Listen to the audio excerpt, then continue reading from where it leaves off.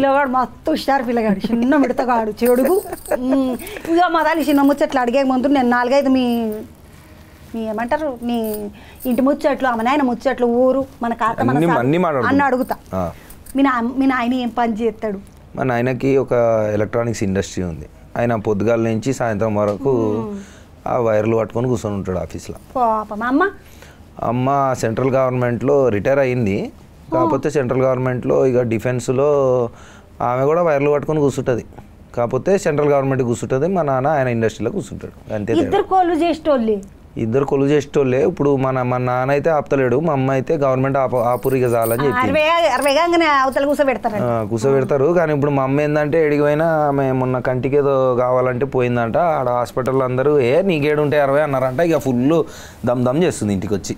నేను చాలా యంగ్, నాకు 60 దాటిందని ఎవరు నమ్మతలేదు అంటుంది. సంతోషమే. నేనేమన్నా నిమ్మలం వచ్చింది అనుకో 4 కిలోలు 4 రోజులు ఎక్క బతుకుతారు. కరెక్టే కాదా? ఇప్పుడు అమ్మ నాయననేమో కొలువు అన్నదమ్ములు అయ్యేళ్ళు ఉన్నారని తోడుకున్నది కదా ఒకతే. తమ్ముడు పిల్లడు లేరు. అంటే ముద్దుగా పిల్లకాయలతో ఒకటి వాడు కూడా కాదా? ఎవరికున్నాయి తమ్మి నీకు ఇట్లా? మీ అమ్మకున్నాయి ఏమి నాయనకున్నాయి? మా అమ్మమ్మ వాళ్ళ అమ్మ మా జేజికి ఉన్నాయి ఉండేటి. ముసలిదో అనుకున్నట్టున్నాయి. అందుకని నీకు వచ్చినాయి చూసిన మా జేజమ్మ. మీ అమ్మోళ్ళ అమ్మమ్మ అదే మా అమ్మకి అమ్మమ్మోళ్ళ అమ్మ జేజమ్మకు ఉన్నాయి. ఎవరికైనా 7 అంతరాలు వెనకలబడి వస్తుంటాయి రోగాలు కానీ లక్షణాలు కానీ అంటారు కదా. ఈ పిల్లగానికి వాళ్ళ జేజమ్మ కాన్లు వచ్చినాయి అంట. నేను ఇవరిదాకా ఎవరు అడగకపోయి రై ఏమి నాకు ఎప్పుడు తెలియకపోయి నీ కళ్ళ ముచ్చట అడిగిర్రు. అడగకంటే ముందు ఏం చేసిర్రంటే ఇక పిల్లికల్లో నేను నమ్మద్దని మా కృష్ణవంశీ గారు చందమామలో డైలాగ్ పెట్టిండు. ఆయన పెట్టిండేమో కానీ అప్పటి సంది అందరూ నీకు పిలికలు ఉన్నాయి నిన్ను నమ్మని అంటారు అందరు. ఫోన్ పాట అక్కడ ఇక నమ్మితే మీరు నమ్మకపోతే నమ్మకపోయారు. తమ్మి ఇప్పుడు మీది ఏ ఊరు మరా? నేను పుట్టి పెరిగిందంతా హైదరాబాదేనే. ఏడు చదువుకున్నావు?